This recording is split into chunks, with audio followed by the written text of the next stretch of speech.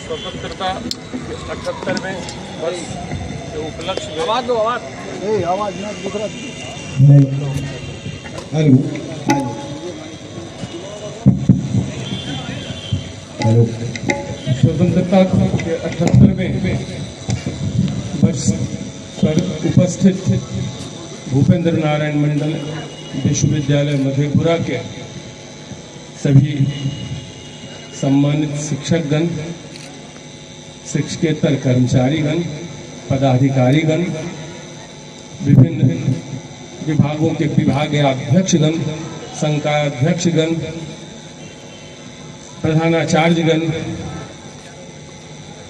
शहर से आए हुए प्रबुद्ध नागरिक जन, हमारे पेंशनर्स, प्यारे छात्र और छात्राओं, तबीयत थोड़ी नासाज है।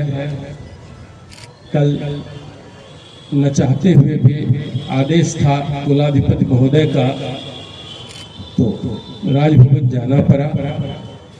तकरीबन 3:30 बजे सुबह में, कल 9 बजे 9:30 बजे यहाँ से चला और तकरीबन 3:30 बजे सुबह में आज मैं आया ही हूँ। लेकिन यह इतना सुखद और हमारा राष्ट्रीय पर्व है जो उसमें कोई थकान महसूस नहीं होती है। हर व्यक्ति ऊर्जावान हो जाता है और इसी रूप में आज हम लोग एकत्रित हैं, सभी लोग। हमें सबसे पहले कुछ कहूँ, इससे पहले हमारे देश को लगभग 200 वर्ष अंग्रेजों के गुलामी का सामना करना पड़ा। उससे पहले मुगल साम्राज्य था। तो ऐसे लगभग 700-800 वर्ष गुलामी का जंजीर से हम लोग जकड़े हुए थे। अत्यंत सुखद समय था जब हमारा देश आज के दिन आजाद हुआ। उसमें जिन लोगों ने अपनी आहुति दी, जिन लोगों ने अपने प्राणों को न्यौछावर कर दिया, वैसे सभी सेनानियों को और वैसे स्वतंत्रता सेनानी जो आज जीवित हैं, उन सबों को के प्रति नतमस्तक होते हुए, उन्हें प्रणाम करते हुए अपनी बात को रखता हूँ। ये आज का जो दिन है, ये अंग्रेज आए, वो कहते थे कि भारत जो है वो सपेरों का देश है। वो इसलिए कहते थे कि हमारी लिटरेसी उतनी अधिक नहीं थी, लेकिन हिंदुस्तान पर बार बार जो अटैक होता था, चाहे वो अंग्रेज हो या मुगल हो, वह इसलिए होता था कि विश्व में सबसे सर्वाधिक संपन्न देश यही था। यहाँ सोने की भंडार थी। उनको वो लोग तो बिजनेसमैन थे, यहाँ के सोनों के भंडार पर उनका नजर था। जो कुछ भी हुआ, हम आजाद हुए। और अगर हम देखेंगे तो आजादी के इस अमृत काल में 78वें वर्ष में अगर हम आकलन करेंगे तो 47 से लेकर के अभी तक हमने जो विकास किया है विभिन्न क्षेत्रों में, चाहे वह शिक्षा का क्षेत्र हो, चिकित्सा का क्षेत्र हो, सामाजिक क्षेत्र हो, पर्यावरण का क्षेत्र हो, आधारभूत संरचना का क्षेत्र हो, सभी क्षेत्रों में हमने आशातीत सफलता प्राप्त की है। यह हम सबों के सहयोग के बिना संभव नहीं था। अब रही बात आगे की, तो हमारे देश को थर्ड इकोनॉमी में लाने की जो भारत सरकार की संकल्प है, उसे हम सबों को मिल करके पूरा करना है।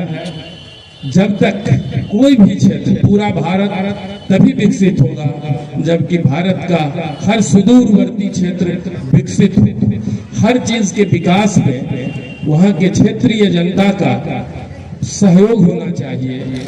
उन्हें यह आत्मचिंतन करना चाहिए कि हमारे लिए क्या सही है, क्या गलत है। गलत रास्ते पे हम न जाएं, सही रास्तों को हम उसमें संघर्ष भी करना पड़े तो उसी पर चले।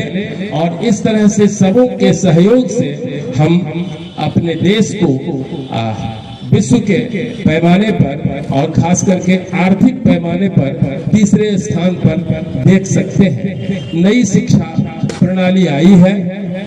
नई शिक्षा प्रणाली में शिक्षकों का अनुपात जितना होना चाहिए, छात्र और शिक्षक का रेशियो, उस हिसाब से हम में कमी है। सरकार की ओर से भी इसे दूर करने का प्रयास किया जा रहा है। मुझे यह कहते मेरे कुल सचिव मेरे साथ कल थे। राजभवन जाने से पहले थोड़ा सा समय 10-15 मिनट पहले पहुंचा। मैंने कहा कि गाड़ी को घुमाओ, पहले मैं शिक्षा विभाग जाऊंगा। जब मैं शिक्षा विभाग गया तो कुल सचिव ने मुझे कहा कि सर मैं बाहर में ही रहता हूँ, आप जाइए। तो मैंने कहा कि नहीं, आप मेरे साथ चलिए, तब देखिएगा कि मैं कैसे बात करता हूँ और क्या रिस्पॉन्स उन लोगों का होता है। हर दिन मैं नहीं आपके साथ आ सकता हूँ, आप कुल सचिव होके आए हैं तो आप देखिए कैसे काम होता है। और ये मेरे साथ गए। अधिक चीज तो ये बताएंगे बाद में, ज्यादा समय का अभाव है, कहने की जरूरत नहीं है। लेकिन सबसे पहला काम जो मैंने किया उस पर शिक्षा विभाग ने तुरंत अपनी सहमति दी। केवल करना है कि मुझे एक लेटर भेजना है। मैंने कहा कि मेरे पास 2 दिन पहले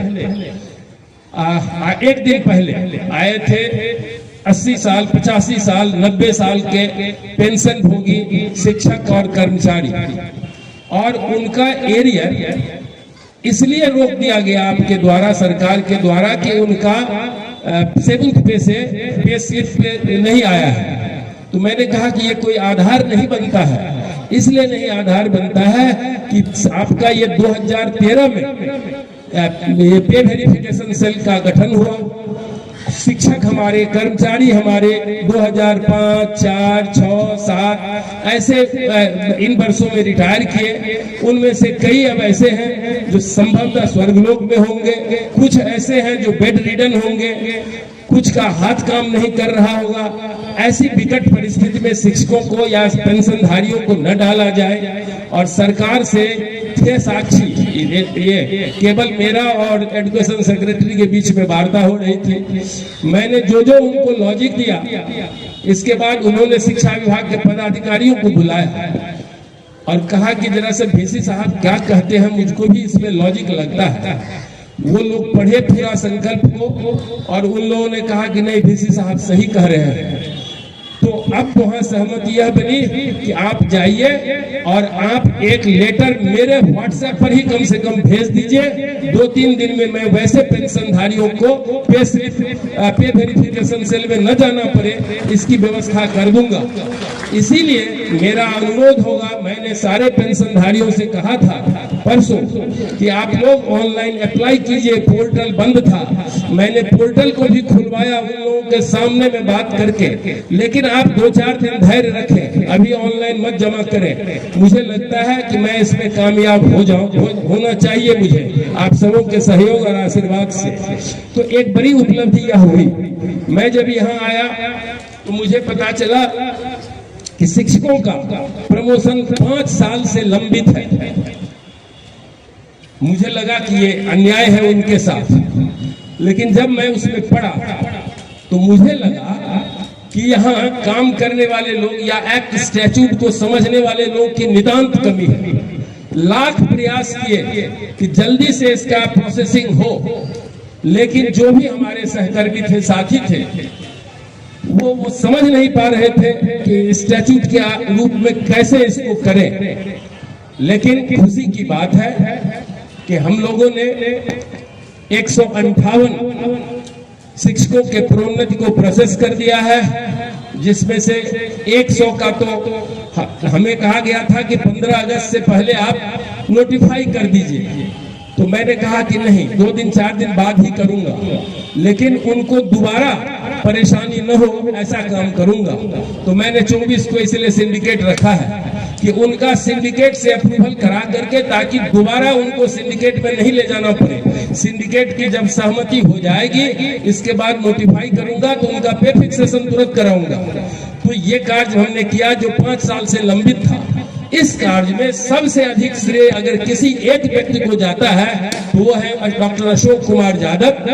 अध्यक्ष रसायन शास्त्र विभाग, जिस तरह से उन्होंने रात दिन जग करके मेरे साथ काम किया और उनको सहयोग किया राजीव मल्लिक जी ने, पूर्व में नवीन कुमार जी ने, तो हमारे सभी ऐसे सहयोगी जो हैं वो धन्यवाद के पात्र हैं। लेकिन मुझे यह कहने में कतई हिचक नहीं है कि अगर अशोक जी ने इतना समय नहीं दिया होता तो आज शिक्षकों का जो प्रोन्नति लंबित था वो नहीं हो पाता। अशोक जी को मैं अपनी ओर से भी इसके लिए बधाई देता हूं और सारे शिक्षकों की ओर से बधाई देता हूं, शुभकामनाएं देता हूं। आप यशस्वी ऐसे बनते रहे और आगे भी भूपेंद्र नारायण मंडल विश्वविद्यालय का जो भी समस्या है उसमें प्रशासन को सहयोग करते रहे। रही बात ऐसे ही मुझे कहा गया कि अनुकंपा पर बहुत दिनों से लोगों की बहाली नहीं हुई है। मैंने कुछ बहुत रिस्क भी लिया है सरकार के इससे, तो कुछ अनुकंपाधारी जो पहले से नियुक्त थे वो एक दिन मेरे पास आए। मुझे नहीं मालूम था कि उसमें से 3-4 कर्मचारी मेरे सचिवालय में भी हैं। तो उन लोगों ने मुझे कहा कि सर 21 महीने से हम लोगों को वेतन नहीं मिलता है। हमने कहा कि अनुकंपा वाले को क्यों नहीं वेतन मिलता है। जैसे तैसे फाइनेंस वाले को बुलाया, उसमें जो भी कठिनाई थी उन लोगों ने बताया कि ऐसे ऐसे है, सरकार का पैसा इन लोगों के लिए नहीं आया है। सरकार कहती है कि अनुकंपा पर जो आप करते हैं ठीक है, कुलपति महोदय को यह अधिकार प्राप्त है एक्ट में, वो अनुकंपा के नियमों को पालन करते हुए अपने स्तर से नियुक्त कर देंगे। लेकिन सरकार को एक बार कैसे किए हैं और वो लिस्ट आना चाहिए जो बीएन मंडल यूनिवर्सिटी से नहीं गया। तो जो पूर्व में भी थे उनका अनुकंपा पर तो कर दिया गया, लेकिन उनके लिए कुछ किया नहीं गया, वो भी मुझे ही करना पड़ा। और एक स्ट्रोक में पहले इन लोगों ने कहा कि अभी इनको आप 3-4 महीने का दीजिए, मैंने कहा एक स्ट्रोक में दीजिए, इन लोगों को भी दीजिए। जो लोग जो 21 महीना से वेतन नहीं पा रहे थे उनका भी वेतन चालू हो गया, वो भी अब मिल रहे हैं। कुछ और समस्याएं हैं जो सरकार को मैंने कहा है, कल ये सुन रहे थे साक्षी के रूप में, और ये आपको बतावेंगे कि सरकार का कि जो भी वहाँ शिक्षा विभाग में है उनका मेरे प्रति क्या विश्वास है। मैंने एक चीज कहा, झटके में 50 करोड़ रुपया था और उसको 13 विश्वविद्यालय में बांटना था। मैंने एक झटके कहा कि कुछ नहीं इसमें करना है, बीएन मंडल को 20 करोड़ दीजिए। इमीडिएटली 20 करोड़ का उन्होंने सैंक्शन कर दिया। अब रिमेनिंग 30 करोड़ में 13 विश्वविद्यालय बटेगा। वह 20 करोड़ में मुझे उन्होंने कहा कि किस काम के लिए कीजिएगा, तो मैंने कहा प्रशासनिक भवन वहां बनना है, उसके लिए लेकिन नहीं करूंगा, उसके लिए आपसे अलग पैसा लूंगा। अभी मुझे इस 20 करोड़ के को दीजिए और मैं योजना बनाता हूं। छात्रोपयोगी न्यू एजुकेशन पॉलिसी लागू हुआ है, उसमें मल्टी डिसिप्लिनरी कोर्सेस है, मेजर कोर्सेस है, माइनर कोर्सेस है, शिक्षकों का अभाव है। हम कुछ ऐसा चीज वहां डेवलप करें जो छात्र को नई शिक्षा पद्धति में पढ़ने में आगे ले जाए। उन लोगों ने कहा, तत्काल स्वीकार किया और कहा कि आप और छपड़ा के VC 2 VC मिलकर के मुझे प्रोजेक्ट दीजिए, पैसा आपको 20 करोड़ दिया।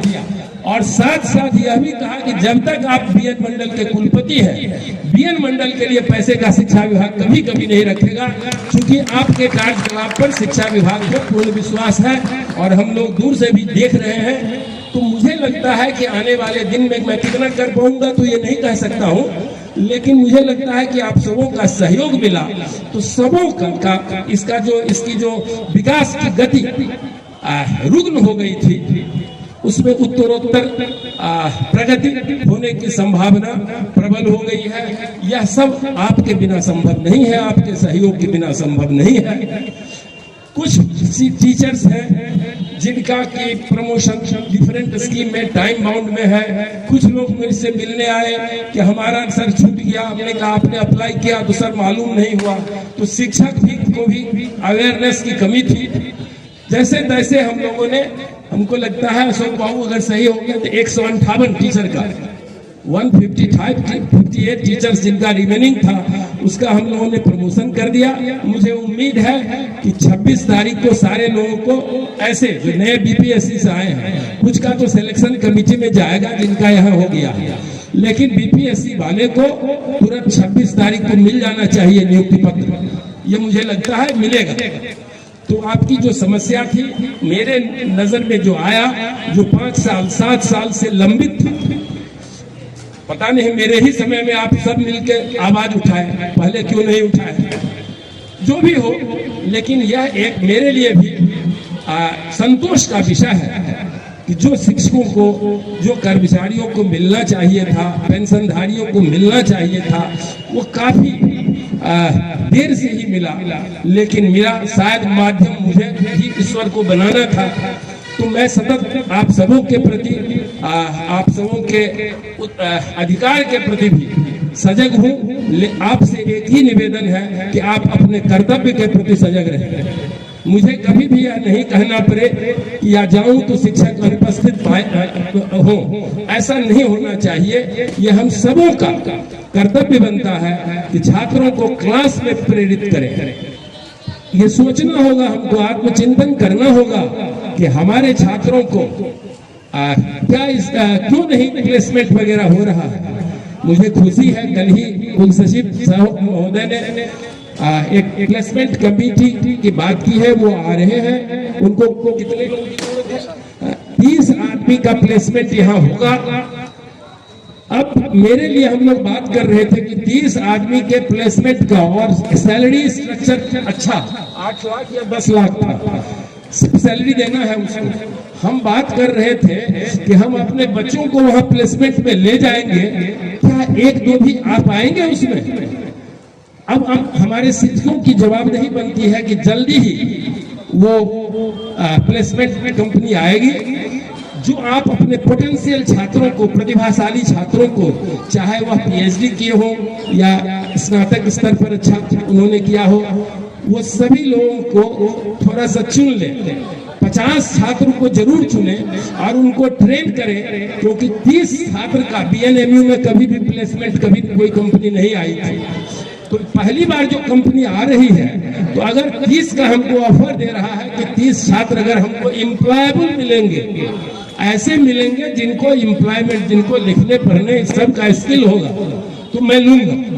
तो शिक्षकों से भी मेरा अनुरोध है कि आप अपने छात्रों को जानते हैं, जो उसमें प्रतिभाशाली हो, उनको आप चुनिए, उनको थोड़ा सा ट्रेन कीजिए, ताकि जो शिविर यहाँ लगेगा, रोजगार मेला लगेगा, उसमें हमारे विश्वविद्यालय के जो छात्र हैं उनका चयन हो सके। फिर कुछ बातें हैं जो अभी मुझे बोलना नहीं चाहिए, लेकिन मैंने कल उसको भी उठाया है। मैंने शिक्षा विभाग को कहा कि आप हमारे 86 कर्मचारी जो हैं उन पर उनके साथ सौतेलापन का व्यवहार मत रखिए। मुझे भी उनसे शिकायत हो सकती है। मुझे भी पता है कि उनमें से कुछ लोग मुझे भी गाली देते हैं। जब वो रोड पर थे, मैं आया तो उनको अंदर मैं नहीं लाया, लेकिन ये लोगों का स्वभाव होता है। इसका यह मतलब नहीं होता है कि मैं उनके साथ खड़ा नहीं रहूं। तो मैंने उनके लिए भी कल बात की है। उन लोगों ने कहा कि देखिए वो तो केस में है, अब जजमेंट आने दीजिए तो हम लोग करेंगे। तो हम उसमें हम लोग सजग हैं, उनके प्रति भी हम लोग संवेदनशील हैं, सहानुभूति पूर्वक कह रहे हैं। वो अब कहाँ जाएंगे, उनके लिए भी समस्या का कुछ हल निकालना पड़ेगा। ऐसा सरकार से मैंने कल भी कहा है। तो सबों के प्रति मेरे मन में कुछ भी नहीं रहता है, किसी के प्रति नहीं। कभी कभी अनुशासन प्रिय हूँ, गुस्सा आ जाता है, लेकिन मेरे मन में किसी के प्रति, ईश्वर साक्षी है कि किसी के प्रति राग, विद्वेष, द्वेष कोई भावना नहीं रहती है। हम लोग आइए मिल करके बीएन मंडल विश्वविद्यालय को कम से कम बिहार के विश्वविद्यालयों में अग्रणी करने का प्रयास करें। और एनआरएफ रैंकिंग के लिए मैं चाहूंगा, अभी आईक्यूएसी के कोऑर्डिनेटर को भी मैं यहाँ देख रहा हूँ, और भी किसी का सहयोग लेना हो, उसमें हम लोगों को हर साल पार्टिसिपेट करना चाहिए और इम्प्रूवमेंट करना चाहिए। उसमें हमारा रैंक ठीक है, ये नहीं हो कि हिंदुस्तान में जितने विश्वविद्यालय हैं उसमें सबसे अंतिम हो, ये प्रयास हमको करना होगा। ऐसे प्रयास के लिए अनुशासन होना, डिवोशन होना, ये काफी आवश्यक है। मुझे लगता है कि मैं तो यहाँ 3 साल के लिए आया हूँ, 6-7 महीना उसमें भी बीत गए, मैं चला जाऊंगा। यह धरती आपकी है, इसको आपको सींचना है, आपको सोचना है कि ये इसको हम जिस उद्देश्य के लिए इस विश्वविद्यालय की स्थापना की गई, क्या वह विश्लेष कहीं भी 1% भी उसमें हम सक्सीड कर पाए हैं? आप देखेंगे तो आपको लगेगा कि यह विश्वविद्यालय केवल डिग्री देने की फैक्ट्री हो गई है। हर लोग इसको अधिकार समझते हैं कि हम परीक्षा दिए तो हमको पास करना ही है। अरे भैया, वैसा पास करके क्या होगा? एनीवे, जो भी है, सबों के प्रति मेरी सहानुभूति है। मैं खुद बहुत ही संवेदनशील हूँ। नियम के दायरे में जितना मदद हो सकता है पॉजिटिव वे में, वो सभी को करने का प्रयास करता हूँ। और उसमें ऐसा नहीं है कि 100% कोई सक्सेस करेगा, तो किसी को मुझसे ग्रीवांस भी हो सकता है, लेकिन जिनको भी मुझसे ग्रीवांस होगा, मुझे उनसे कोई ग्रीवांस कभी नहीं होगा, क्योंकि वो हमारे बच्चे हैं, वो अभी नहीं समझते हैं। फिर एक बार पुनः इस आजादी के 78वें वर्ष गांठ पर एक बार सभी स्वतंत्रता सेनानियों को, सभी ऐसे मनीषियों को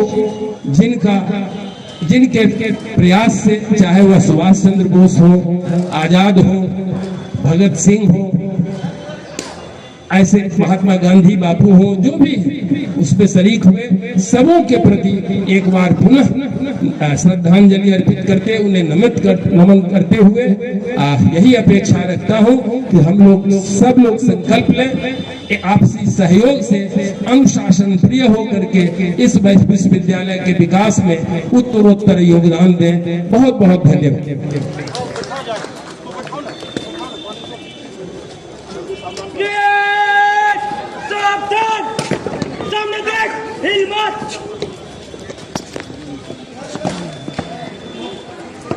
जय श्रीमान, श्रीमान प्रशासन करने की अनुमति चाहता हूँ।